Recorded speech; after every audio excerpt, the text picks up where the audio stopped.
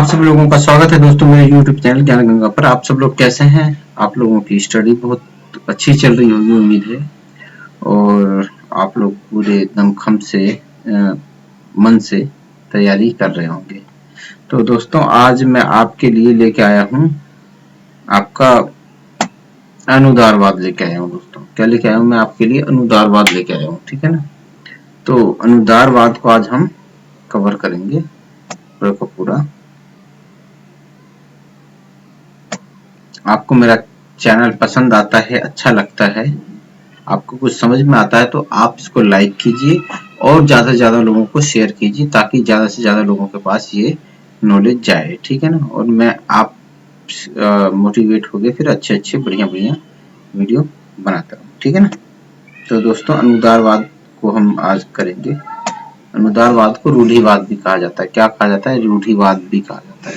तो आप इस बात का ध्यान रखिएगा, अगर इस चीज में कंफ्यूज मत हो जाना कि रूढ़िवाद या अनुदारवाद अलग अलग होता है ना। इंग्लिश से आप पहचान सकते हो, आपका कंजर्वेटिज्म होता है, ठीक है ना। तो आप यहाँ से पहचान लेना कि ये क्या है, ठीक है ना। तो दोस्तों आज इस क्लास के अंदर में हम ये अनुदारवाद खत्म कर देंगे, ठीक है ना। और ये बेसिकली माइकल ऑक्सफोर्ड और एडमंड बर्ग के विचारों का ही इसमें आपका नजर आएगा सब कुछ, ठीक है ना। ठीक है, क्या है कि भाई अनुदारवाद का मतलब क्या होता है? ये नए विचारों परिवर्तन का निर्मोदन करता है, मतलब उनको मना करता है, उनको स्वीकारता नहीं है। जैसे कोई अगर नया विचार आ रहा है, ठीक है ना, और कोई या आप कुछ परिवर्तन की चाह रखते हैं तो ये उसका क्या कर देता है? विरोध करता है, ठीक है ना। विरोध करता है ये, ठीक है। रूढ़िवादिता को पसंद करता है, मतलब कोई पुराना रीति रिवाज है ना, क्या कोई रीति रिवाज है, ठीक है ना, रीति रिवाज को पसंद करेगा, रिवाज को पसंद करेगा। कोई परंपरा चली आ रही होगी, परंपरा उसको पसंद करेगा, ठीक है ना। यही होता है अनुदारवाद या आपका रूढ़िवाद, ठीक है ना। क्या रूढ़िवाद?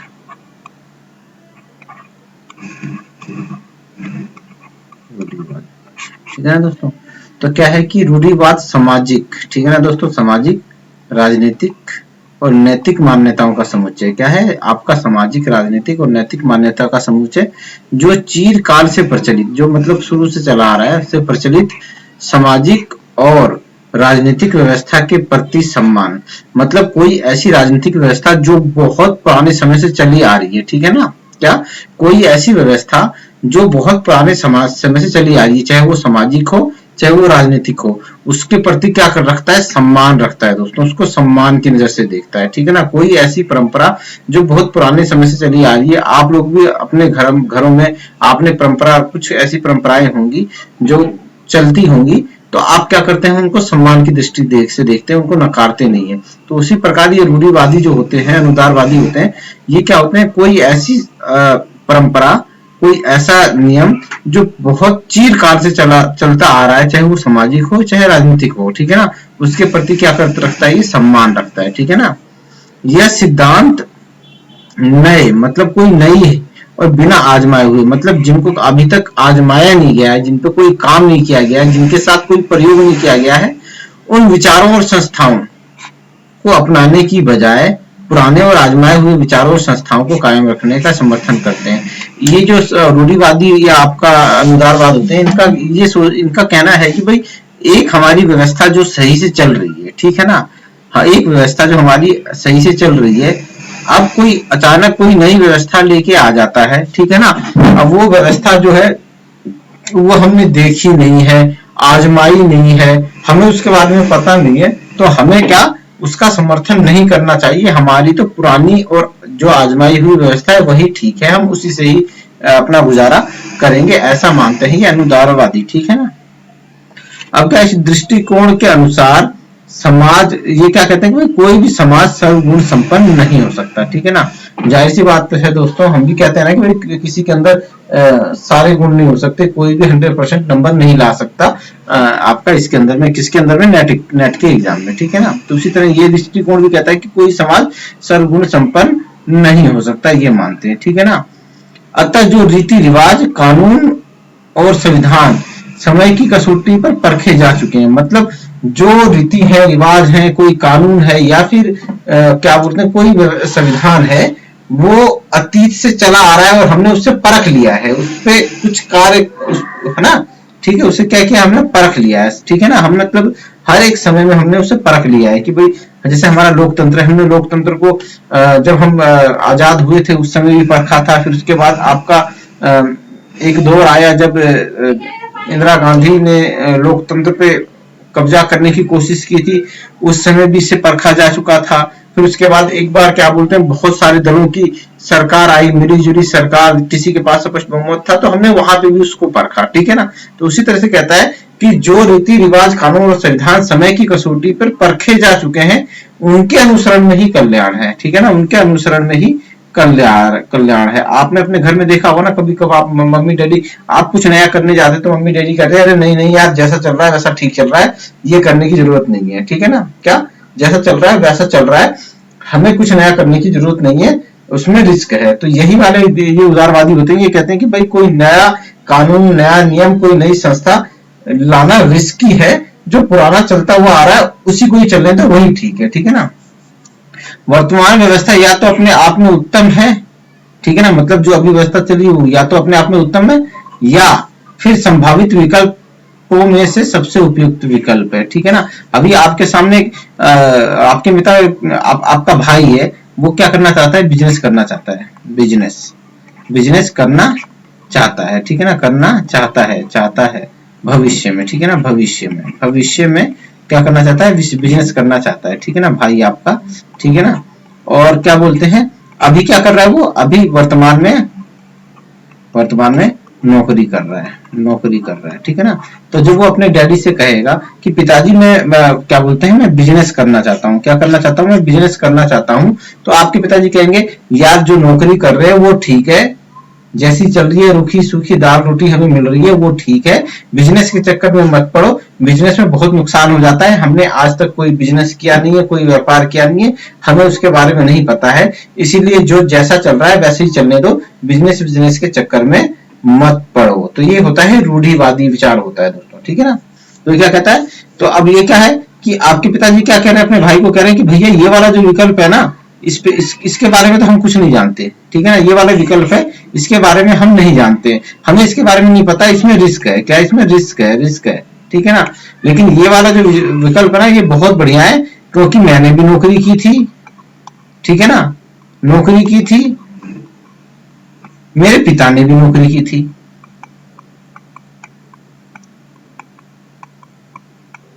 ठीक है ना। तो हमें पता है भाई नौकरी में अच्छा है, अपना 8 घंटे की ड्यूटी करो, ठीक है, 8 घंटे की ड्यूटी करो, 20,000 रुपए लो और घर को चल दो, कोई रिस्क नहीं है। लाभ हानि किसका होगा, मालिक का होगा, ठीक है ना, लाभ हानि किसका होगा, मालिक का होगा, ठीक है। लेकिन बिजनेस में क्या होगा भैया, लाभ भी हमारा हानि भी हमारा, इसीलिए हम ये रिस्क नहीं लेंगे, ठीक है ना। हम तो ये करेंगे, ये विकल्प वाला जो ये विकल्प है ना, ये सबसे अच्छा विकल्प है, ठीक है ना। ये क्या है, विकल्प सबसे अच्छा विकल्प है, ठीक है ना। तो इसको वो करते हैं। तो उसी तरह क्या कहते हैं कि जो वर्तमान व्यवस्था अपने आप में उत्तम है या फिर ये संभावित विकल्पों में सबसे उपयुक्त है। ये कहते हैं ये विकल्प जो है, जो अभी है हमारे पास है, जो हमारा अभी वर्तमान में विकल्प है, या तो ये सबसे उत्तम है, और अगर उत्तम नहीं भी है तो सबसे अच्छा विकल्प है, ठीक है ना। आपको कोई आपको अगर विकल्प दिया जाता है कि क्या बोलते हैं, विकल्प दिया जाता है कि भाई आप क्या बोलते हैं, चार आपको जीआरएफ का विकल्प दे दें, नेट का विकल्प दे दें, और क्या बोलते हैं आपका एनएफएससी का विकल्प दे दें, तो आप कहोगे यार ठीक है यार, ये वाला विकल्प ठीक है, हमें 100 नंबर नहीं मिल रहे हैं, कोई बात नहीं, हमें कोई जरूरत नहीं है कोचिंग लगाने की, हमारे तो हमें ये मिल जाएगा, जीआरएफ मिल जाएगा, या तो ये उत्तम विकल्प है या क्या बोलते हैं सबसे अच्छा विकल्प है, ठीक है ना। तो ये विकल्पों की बात करते हैं इसके अंदर में, ठीक है ना, क्या करते हैं, विकल्पों की बात करते हैं। वैसे ये इतना अच्छा उदाहरण था नहीं, शायद आपको समझ में भी आया होगा कि नहीं आया होगा, मुझे नहीं पता, बट कोशिश की मैंने आपको समझाने की, ठीक है ना। तो ये कहते हैं भाई जो विकल्प है ना, उसमें ये सबसे अच्छा विकल्प है। क्यों, क्योंकि यहाँ पे 2 विकल्प है, या तो आप क्या करो कि नौकरी कर लो, ठीक है ना, क्या कर लो, या तो नौकरी कर लो या फिर बिजनेस कर लो। तो बिजनेस करने वाले विकल्प से नौकरी करने वाला विकल्प ज्यादा उपयुक्त है। क्यों, क्योंकि कहीं ना कहीं हमने वो पहले ऑलरेडी नौकरी कर रखी है, काम धंधा कर रखा है, बिजनेस तो हमने किया नहीं है, इसलिए हम बिजनेस वाले विकल्प को सबसे उपयुक्त और अच्छा विकल्प नहीं मानेंगे, ऐसा रूढ़िवादी कहते हैं। ठीक है ना दोस्तों, फिर उसके बाद आगे बढ़ते हैं। अब क्या है, आधुनिक रूढ़िवादी समाज को फिर से जीवंत बनाने के लिए सीमित परिवर्तन, ये क्या कहता है, सीमित परिवर्तन या सुधार की अनुमति देता है। रूढ़िवादी कहता है कि भाई परिवर्तन अगर होना भी चाहिए तो बहुत थोड़ा सा होना चाहिए, बहुत मामूली सा होना चाहिए। ठीक है ना, क्या होना चाहिए, बहुत थोड़ा सा होना चाहिए, बहुत मामूली सा होना चाहिए। ठीक है ना, ये पूर्ण रूप से परिवर्तन करने के पक्ष में नहीं है। ठीक है ना, आप जैसे आप क्या बोलते हैं, जब क्या बोलते हैं, इंग्लैंड का उदाहरण ले लो, इंग्लैंड में जब लोकतंत्र की स्थापना हुई थी, फिर भी वहां पे उनका एक पुराना रीति रिवाज, परंपरा चली आ रही थी कि वहां पे राजा रानी होते हैं। ठीक है ना, तो उसके बावजूद भी वहां पे क्या हुआ कि रूढ़िवादियों ने उसको ना हटने नहीं दिया। उसने कहा कि ठीक है, आप जैसा मर्जी कर लो, एक छोटा परिवर्तन कर दो, लेकिन राजा रानी को नहीं हटाया जाएगा, राजतंत्र अभी भी बना रहेगा। ठीक है ना, तो ये होते हैं आपके रूढ़िवादी। ठीक है ना, क्या इंग्लैंड इसका उदाहरण है कि उन्होंने क्या किया कि भाई लोकतांत्रिक प्रणाली तो अपना ली, लेकिन राजा रानी वाला जो कॉन्सेप्ट है वो आज भी वहां पे जीवित है। वो इसी वजह से जीवित है क्योंकि वो लोग अपने रीति रिवाजों में बहुत ज्यादा आस्था है। ठीक है ना, समर्थक कौन है, David Hume, Edmund Burke, Michael Oxford. ठीक है ना, तो हम जो पढ़ेंगे इन तीनों को ही पढ़ेंगे। ठीक है ना, तो आप ये तीनों नाम नोट करके रखना, याद रखना।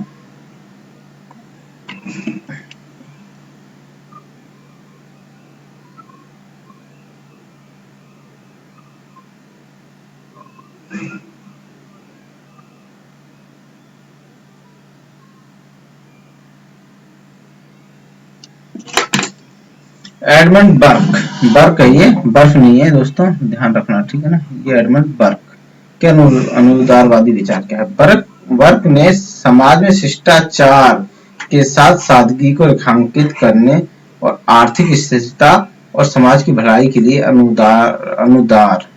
अनुदारवादी विचार दिए हैं। ठीक है ना, ये क्या वर्ग किसका समर्थन करता था, शिष्टाचार के साथ सादगी, मतलब सादा जीवन। ठीक है ना दोस्तों, ज्यादा ये तड़क भड़क ये सब चीजें नहीं। ठीक है ना, सादा जीवन रेखांकित किया, आर्थिक स्थिरता और समाज की भलाई के लिए, मतलब आर्थिक स्थिरता बनी रहे और समाज की भलाई हो, उसके लिए अनुदारवादी विचार दिए हैं। ये जो थे आपके बर्क ने फ्रेंच क्रांति का विरोध किया था। किसका किया था, फ्रेंच क्रांति का विरोध किया था, क्योंकि इसके द्वारा क्या हुआ कि प्राकृतिक अधिकारों की, इन्होंने फ्रेंच क्रांति में क्या हुआ था कि कुछ प्राकृतिक अधिकार दिए गए थे, समानता, ठीक है ना, आपका बंधुत्व और आपका स्वतंत्रता, इनका क्या किया था, इनकी आलोचना की थी, इन अधिकारों की। ठीक है ना, इनको क्या कहा था, मिथ्या संबोधित किया था। ठीक है ना, क्या कहा था, बर्क ने इन अधिकारों को मिथ्या अधिकार कहकर संबोधित किया। ठीक है ना, बर्क ने क्रांति द्वारा प्रतिपादित बहुमत शासन की धारणा को नकारते हुए कुलीन तंत्र का समर्थन किया, क्योंकि पहले दोस्तों वहां पे कुलीन तंत्र का ही शासन था, तो उसने क्या किया कि कुलीन तंत्र का ही समर्थन किया, क्योंकि बर्क का मानना था कि यह व्यवस्था बहुत लंबे टाइम से फ्रांस में बनी चली आ रही है और एक आजमाई हुई व्यवस्था है, इसीलिए कुलीन तंत्र का उसने समर्थन किया। ठीक है ना, बर्क लिखित संविधानों को सबसे बड़ी मूर्खता समझता था। ठीक है ना, और रूढ़िगत प्रथाओं पर आधारित विधान को सर्वोत्तम मानता था। अब वो कहता था कि भाई आपने ये जो नए नए संविधान लिखे हैं, ये लिखित संविधान, ये मूर्खतापूर्ण कार्य बताया। वो कहता था भाई जो रीति रिवाज से चले आ रहे हैं जो संविधान, हमें उनको लेना चाहिए, हमें उन पे विश्वास करना चाहिए, ना कि ये जो नए नए लिखित संविधान बनाए गए हैं इनको। ठीक है ना, क्या रूढ़िगत प्रथाओं, जो पहले से चली आ रही प्रथाएं आ रही हैं, रूढ़िगत प्रथाएं, रीति रिवाज चले आ रहे, उन पे आधारित विधान को वो सर्वोत्तम मानता था। ठीक है ना, पुरातन परंपराओं का औचित्य तथा स्थिति का समर्थन, राजनीति को धर्म से मिलाना वर्ग का एक धार्मिक, अब ये क्या है कि ये यहाँ से यहाँ तक देख लो, क्या है, पुरातन परंपराओं का औचित्य तथा यथास्थिति का समर्थन। अगर कोई पुरानी परंपरा है, ठीक है ना, उसके औचित्य का समर्थन करता था, यथास्थिति का समर्थन करता था, मतलब जो जैसी स्थिति है वैसी स्थिति रहनी चाहिए, और राजनीति को धर्म से मिलाना चाहता था। कि क्या चाहता था, राजनीति को धर्म से मिलाना चाहता। वर्क एक क्या था, धार्मिक व्यक्ति था दोस्तों, क्या था, एक धार्मिक व्यक्ति था। इंग्लैंड के चर्च का प्रबल समर्थक था दोस्तों। क्या कहता था? इंग्लैंड में चर्च का प्रबल समर्थक था। उसका विचार था कि धर्म भावना के अभाव में कोई भी व्यक्ति अच्छा नागरिक नहीं बन सकता। अगर किसी के अंदर धर्म की भावना ही नहीं है तो वो व्यक्ति नागरिक नहीं बन सकता। ऐसा मानना था किसका? एडमंड बर्ग का। ठीक है ना। समानता और लोकप्रिय संप्रभुता का विरोध। ठीक है ना। अब तो ये याद रख लो भाई, समानता और लोकप्रिय संप्रभुता जो थी, ये क्या थी? आधुनिक धारणा थी। क्या थी दोस्तों? ये आधुनिक धारणा थी। और बर्ग क्या था? वो पुरानी परंपराओं रीति रिवाजों में विश्वास करता था। तो जाहिर सी बात है, एक नई चीज आई है तो उसका वो विरोध करेगा ही। ठीक है ना। क्या कहता है? बर्ग ने मानव समानता और जन संप्रभुता की लोकतांत्रिक सिद्धांतों की आलोचना की। ठीक है जी। बर्ग मानता था कि संप्रभुता संपन्न जनता पर कोई अंकुश नहीं रहेगा। वो कहता था कि भाई अगर आप जनता को प्रभु सत्ता संप्रभुता दे दोगे तो उस पर कोई अंकुश नहीं रह जाएगा। ठीक है ना। क्या कोई अंकुश नहीं रह जाएगा। अब जैसे हम जनता हैं, हम सब मिलके अगर किसी अपराधी छवि वाले को ही अपना नेता चुन लेते हैं, संसद में भेज देते हैं, तो क्या हो गया भाई? ये एक प्रकार से गलत हो गया ना, है ना। और इस पे कोई अंकुश लगा नहीं सकता है, क्योंकि जब हमें ही अपराधी छवि वाला अगर नेता चाहिए तो फिर कौन अंकुश लगाएगा? अंकुश तो हम लगाते हैं कि भाई हम 5 साल में जब एक बार चुनाव होता है तो हम ऐसे लोगों को सत्ता से हटा देते हैं और अच्छे लोगों को सत्ता पे बिठा देते हैं। लेकिन जब हम ही गलत लोगों को ताकत दे देंगे तो हम पे कौन अंकुश लगाएगा? ठीक है ना। तो वही बात कह रहा है यहाँ पे, जनसाधारण द्वारा किए गए अपराधों के लिए किसी को भी उत्तरदायी नहीं ठहराया जा सकता। अगर हम जनता ही अगर कोई अपराध कर दे, है ना, आपने जनता को संप्रभुता दे दी, लेकिन अगर जनता ही कोई अगर गलत कार्य कर दे तो उसके लिए हम किसी को उत्तरदायी नहीं ठहरा सकते। ठीक है ना। ये बात है। संपत्ति का औचित्य। बर्ग निजी संपत्ति के अधिकार का समर्थक है दोस्तों। तो याद रखना, वैसे निजी संपत्ति के जो समर्थक हैं वो कौन है? आपका नकारात्मक स्वतंत्रता वाले उदारवादी ये सब लोग हैं। लेकिन आप ये याद रखना कि यहाँ से अगर बर्ग का नाम हो तो इस वजह से मत कंफ्यूज होना कि भाई ये नहीं है। ठीक है ना। ये भी है। ठीक है। उनका मानना था कि संपत्तिवान लोगों में उत्तरदायित्व की भावना अधिक होती है। वो कहते हैं कि भाई जिनके पास पैसा होगा ना, अधिक संपत्ति होगी, वो क्या होंगे कि अधिकारों के प्रति सचेत होंगे। ठीक है ना। और उत्तरदायित्व की भावना भी उनमें अधिक होगी। ठीक है ना। अधिक धन और कुलीन व्यक्तियों के हाथों में ही शासन की बागडोर होनी चाहिए। फिर बर्ग क्या कहते हैं कि जो अधिक धनी है और कुलीन व्यक्ति जो है उनके हाथों में ही शासन की बागडोर होनी चाहिए। वह संपत्ति के अनुसार ही मतदान का अधिकार प्रदान करता है। ये बहुत बड़ी बात है। और ऐसा कौन सा विचारक है जिसने संपत्ति के आधार पर मतदान का समर्थन किया है? ठीक है ना। ये क्वेश्चन में छोड़े जा रहा हूं। आप सब अगर जो भी देखेगा वो कमेंट में लिखिएगा, कौन सा विचारक संपत्ति के आधार पर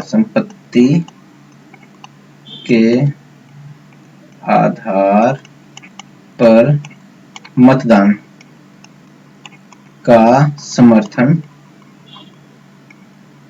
करता है?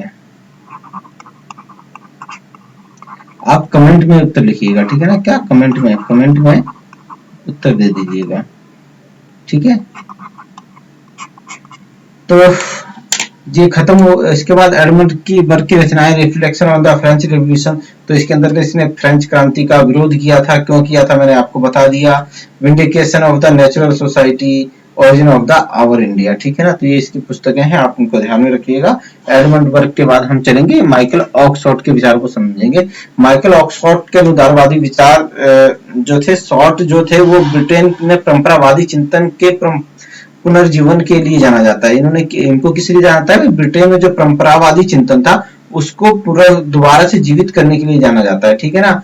और आपका शॉर्ट जो थे, शॉर्ट ने इस बात का विरोध किया कि नियंत्रित बुद्धि के द्वारा ही सभी राजनीतिक संबंध समझे जा सकते हैं। लोग कहते हैं भाई अगर आपके पास बुद्धि है तो आप सारे राजनीतिक संबंध समझ सकते हैं। लेकिन बर्ग आपका ऑक्सफोर्ड क्या करते हैं? इस बात का विरोध करते हैं। वो कहते हैं नियंत्रित बुद्धि के द्वारा सभी महत्वपूर्ण राजनीतिक संबंध नहीं समझे जा सकते। वे इस दृष्टिकोण को अनेक असफलताओं का कारण मानते हैं। अब जो भी राजनीति में असफलता होती है, ठीक है ना, तो वो कहते हैं कि भाई इस दृष्टिकोण के कारण राजनीति में कई सारी असफलताएं हो जाती हैं। ठीक है।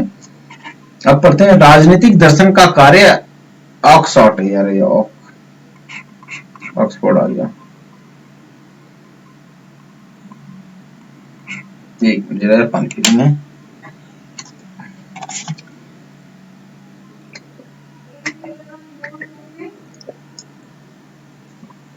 गर्मी आ रही है, गला और सूख रहा है। माइकल ऑक्सफोर्ड के अनुसार राजनीतिक दर्शन का कार्य क्या कहते हैं, राजनीतिक दर्शन का कार्य ऑक्सफोर्ड के अनुसार, ठीक है ना, यहाँ ये होगा।